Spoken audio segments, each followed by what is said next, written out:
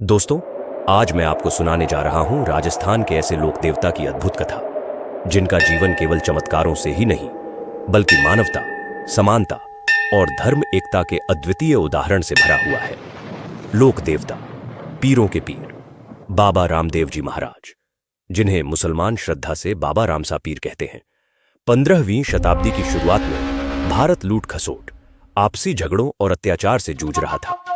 पश्चिमी राजस्थान के पोखरण के पास रूणीचा नामक स्थान पर तंवर वंश के राजा अजमल जी राज्य करते थे। राजा अजमल जी निःसंतान थे।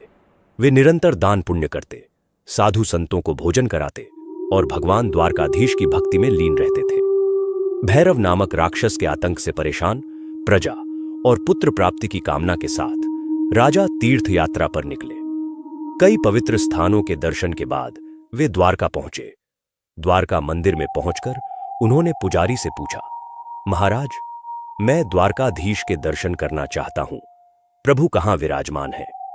पुजारी ने व्यंग्य भरे स्वर में कहा, द्वारकाधीश तो इस समुद्र के भीतर विराजते हैं, अगर दर्शन करने हैं तो वहीं जाओ।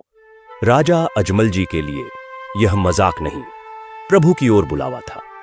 बिना एक पल गंवाए उन्होंने अपने राजसी वस्त्र उतारे और समुद्र की लहरों में कूद पड़े। लहरों से जूझते हुए वे आगे बढ़ते गए। अचानक समुद्र शांत हो गया और एक दिव्य प्रकाश प्रकट हुआ। वहां स्वयं भगवान द्वारकाधीश खड़े थे, करुणामयी मुस्कान और तेजमय आभा के साथ। भगवान ने अपने पीतांबर से राजा के आंसू पोंछते हुए कहा, हे भक्तराज, तेरी भक्ति ने मुझे प्रसन्न कर दिया है, मांग, क्या चाहता है? अजमल जी ने हाथ जोड़कर कहा, प्रभु, मुझे आपके समान पुत्र चाहिए, जो धर्म की स्थापना करे और भैरव राक्षस का अंत करे। भगवान ने वचन दिया, पहले तेरे घर विरमदेव जन्म लेगा, फिर मैं स्वयं तेरे पुत्र के रूप में अवतरित होऊंगा। जिस रात मैं जन्म लूंगा, तेरे राज्य के सभी मंदिरों में घंटियां अपने आप बजेंगी, महल का पानी दूध में बदल जाएगा और जन्म स्थान तक कुमकुम के चरण चिन्ह होंगे। यह मेरा वचन है। विक्रम संवत 1409 भाद्रपद शुक्ल पक्ष दूज को वह चमत्कारी रात आई। महल में अद्भुत प्रकाश फैल गया, मंदिरों की घंटियां अपने आप बजने लगी, महल का सारा पानी दूध में बदल गया और पालने तक कुमकुम के चरण चिन्ह बन गए।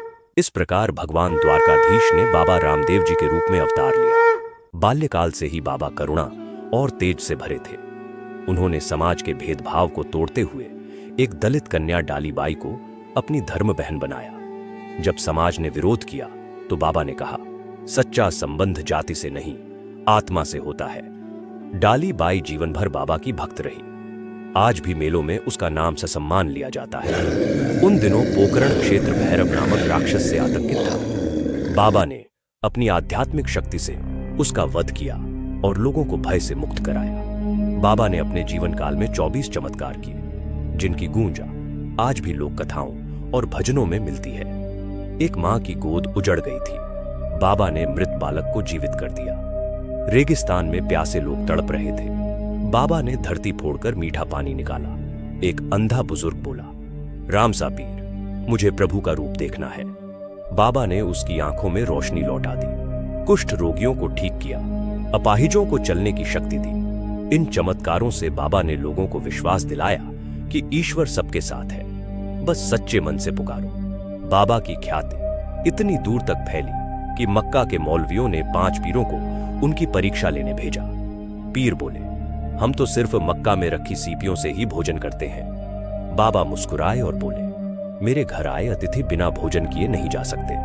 क्षण भर में मक्का की सीपियां उनके सामने आ गई। 5 पीर दंग रह गए और बोले, आप तो पीरों के भी पीर हैं। भाद्रपद शुक्ल पक्ष एकादशी विक्रम संवत 1442 को बाबा ने जीवित समाधि लेने का निश्चय किया।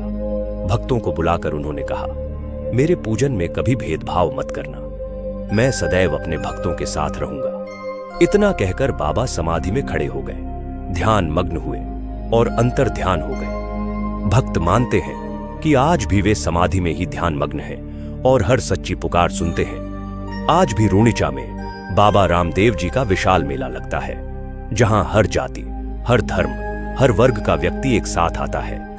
बाबा का संदेश स्पष्ट है, मानव सेवा ही सच्चा धर्म है। जाति और धर्म के नाम पर भेदभाव मत करो।